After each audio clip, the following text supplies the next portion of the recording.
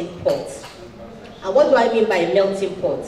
You have the people in the private sector, you have the consultants, and you have the tax administrations represented here, and you have government also represented here. So it's important and imperative that we make things as realistic and as practical as possible. So I'm going to be swinging from both sides.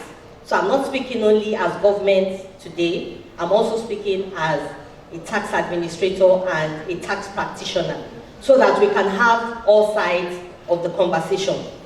So what brings us to presumptive tax? It's an issue of lack of voluntary compliance.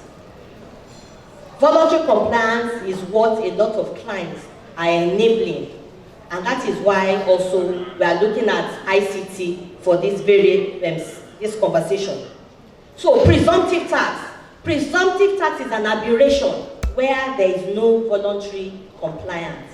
And now I work in the informal sector, so I like to simplify things so that as an ABC, a lot of people can understand. It's best of judgment. What is best of judgment? What is presumptive tax? This is when you do not declare your income, because the onus is on the person that is earning an income to declare honestly what they are earning from all sides and all angles of their transactions. So where you don't do that, then you have virtually just thrown in the towel and giving the tax administrator the reason and the impetus to now look from their own angle at something that will drive you to declare your income honestly. That means that what they would give you as best of judgment or presumed tax would not be something that would be friendly or reasonable. Because the ultimate goal is to enable you to say, this is too much, and then to declare exactly what you earn. So that I need to get that on the table. So now we will now look at the core, how to bring in the merits and demerits of best of judgment. Yes, there are lots of demerits on best of judgment, and most of it is on the part of the taxpayer. It is important that we continuously move as a government, as a people, to voluntary compliance. Most of us travel to other clients, and without batting an eye, you walk into Marks and Spencer and you pay for something, and VAT is a given, GST is already a given, and you do not complain. You go to Dubai, it's the same. You go everywhere, and then we come back home and we forget that charity begins at home. So it's important that you know that it is shying away as a taxpayer from your duty to declare honestly that now brings in the tax authority to do that for you. So it is a duty that we would willingly not even want to do, but we must do because there must be no vacuum. And once you are earning an income, then we must then sit down and try to profile on your behalf and say, okay, on a balance of a lot of probabilities, what can the likely income of this person be? Looking at the sector, looking at the type of business, looking at a lot of variables, and then we try to come up with a best of judgment, and then we add a bit more on it to make it uncomfortable for you and to drive you to want to declare. But instead, a lot of people still do not want to declare, and then you have the conversations of the liability becoming final and conclusive. The merits are just a few. The merit is that we do not want a vacuum, and then we must serve you a liability and hope that that will drive you to want to pay. So, integrating of ICT, I will be looking at this thing from two perspectives. I'll be looking at it from the formal sector, and I'll be looking at it from the informal sector, because it's not a one-size-fits-all.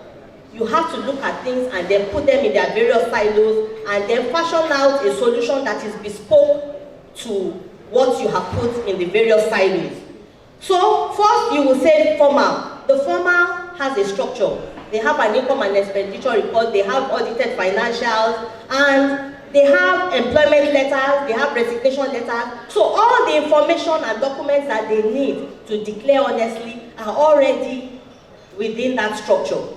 So it then means that for people not to declare honestly and to be subjected to a presumptive tax, it means that they have willingly decided not to declare. Mostly in the formal, that is what happens. You have willingly decided not to declare. That is why you now are subject to a BOJ. In the informal, otherwise, it is not for lack of declaration that we subject the informal sector to presumptive tax. And I'll say that in all clients, a lot of clients, you don't have presumptive tax operating in the informal sector. But in Nigeria, it is government's way of saying that, yes, we know that you don't have your books in place, but we want you to be stakeholders and beneficiaries and to be able to beat your hand to your chest and say, oh, I have paid my tax. And therefore you become a stakeholder in government and in governance. So government comes up and says, okay, let's look at the baseline for these people and let's give them a little token to have them come on board, and so that they can also be stakeholders in governance. So government sits down and looks at it that, okay, for market women, what can be reasonable? Because reasonability is subjective, and you might likely not get it right. Some people might say what you have given is reasonable, other people on the other side will say it's unreasonable. So you just try to have to look at it on a balance of probabilities and maintain a near to zero level of it weighing more on one side. So for the informal, it is not lack of declaration most times, it is the fact that they do not even have all the requisite things to declare. And then the government does not want to put a burden on them, to have them having to get a consultant, having to get a tax expert to review their books. So government says, okay, come in through this. And then when they come in through that little conduit hole into government and their taxpayers, then government begins the next level, which is to what? To separate the wheat from the chaff.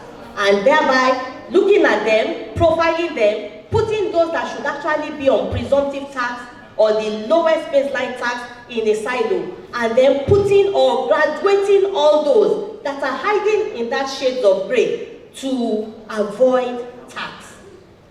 And then they lift the veil and take away the shades of gray and begin to profile them. And then you have people in Alaba, or you have people in Gotha that go to Switzerland and are working or operating in the informal sector. And we now transit them to where they should be, either on direct assessment, payee, or informal. And thereby, you lift that shades of gray. So where does ICT come into this? What is the definition of ICT? It's just information, communication, technology. So it's passing across information in the simplest way. It's communicating without any barrier or any coloration, so that your hearer can understand what you are trying to pass across, with a view to what? With a view to compliance. So that ease of communication or ease is very, very key. It's very, very important that we, as government, as tax consultants, as taxpayers, we understand. It will help tax compliance more. So for that, I will tell you a little bit of what government has been doing. Government has been ensuring that there is little or no silo in all the MDAs. The ministries, the directorates, the agencies, there's an integration. Why is this integration very key? The integration is very key because we are doing what is called charity begins at home. We want there to be little or no silo or loophole within governance for taxpayers to be able to avoid or evade tax payments. So we are doing a seamless integration of all the MDAs to ensure that information that Ministry of Education has is available to us. MVA has, because the speaker spoke about motor vehicles. We do congratulate people that buy cars.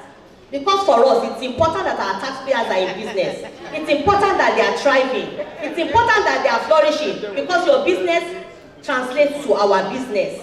So we ensure that we will continue to create an enabling environment to have you thrive in Lagos. And I'm confident that that is also happening in Ogun State. It's happening all over, because JTB is doing a lot in this regard. And I know that CITN is also doing the same. So it's important that you declare your income. It's important that we have an integration, even beyond governance. MDAs integrating with immigration, because most of these things are deemed income as Mr. Penabo's representative spoke about, deemed income. Why do you deem an income to a taxpayer? It is because they are not voluntarily declared.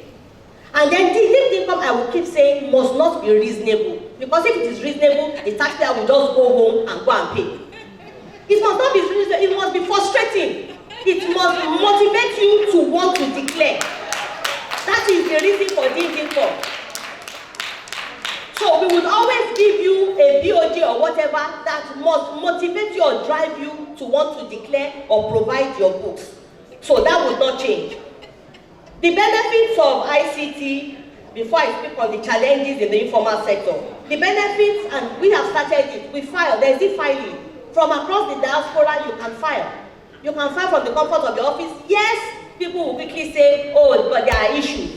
Yes, with everything, you continue to evolve. So we are in constant state of movement and evolution, and we will continue to evolve to meet current day reality and best practice. And any information that you have or suggestions, we would appreciate, and we will take it and we will try to recalibrate to be a better revenue authority. And I speak on behalf of all tax authorities on this conversation. So for me, it's important that we know and understand as tax practitioners that cost of collection is very key. It's key to the minutest of that printing of paper. When you print, how can you nail out that cost of collection? And luckily, the laws are brought in email. Emails are admissible in the court of law. So that's why we keep asking people to provide their emails and all that, because you would get that information online real time. Once it leaves our office, it gets to yours, and you have sufficient time to be able to address it. So that also nails out the cost of collection, because we don't have to go through courier as a tax authority. Then it also enables ease of doing business, and it's also in line with international good practice. And I'm in a committee that is called the IMF Tadat Connect, and what they try to do is to look at the linkages between voluntary compliance and a lot of things. So from the point of where you send out the demand notice, you must look at how that cascades or translates to the taxpayer being able to object on time or not object on time or pay, and how the risk management and all that is thrown into that bin to enable taxpayers and the tax authority to do the needful. So integration of all the directorates also in the agency is very key, so that what one directorate is seeing within the tax authority is replicating what the other is seeing, so that for purpose of profiling, you are able to profile with all those information. So when you buy a car and you register a LR with MVA, I will be able to use that information to also profile you and have a total view of your income. Land use charge registration, that comes in too, to enable us know what your total assets and income is. And this would also make reasonability come into play, because a lot of speakers have been speaking on reasonability. How reasonable is a BOJ? Yes, there are several things that go into that being whether reasonability or not. So those are the things that I've spoken about, and you need to take time to look at. Then also I spoke about, he asked about the challenges of the informal sector. This ICT that we are all speaking about here, it's going to take a long time for the informal sector to come on board.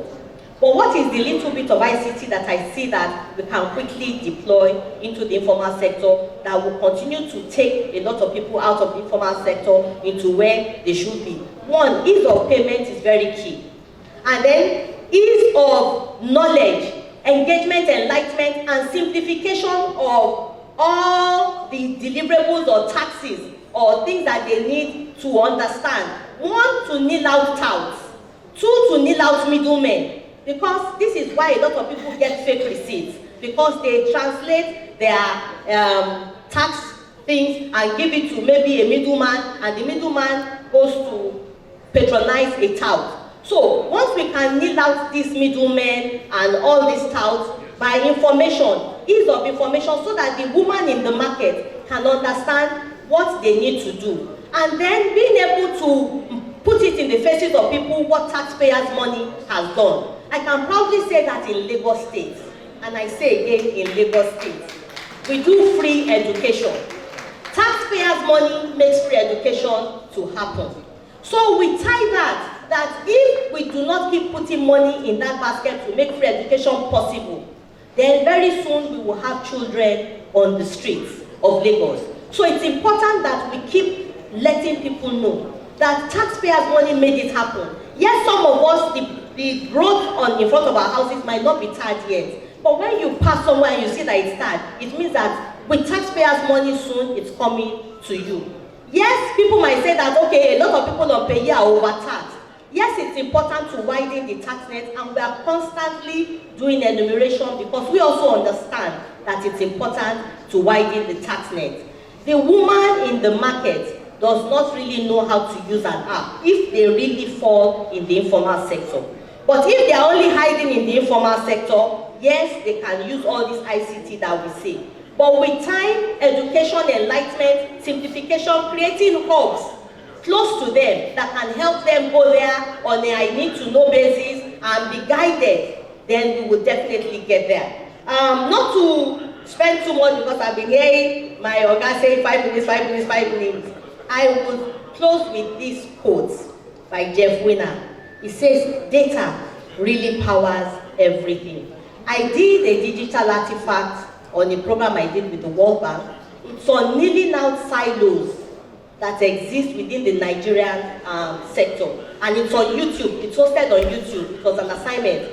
And it is to kneel out all these data silos and merge them to create a clear, clean, and accurate database that can be useful for purpose of infrastructure, security, voting, and a lot of things. And I'm confident that if we're able to create an accurate database, it will be useful and it will help both drive revenue and also help the tax community. Thank you. It's been a pleasure, and I really appreciate it.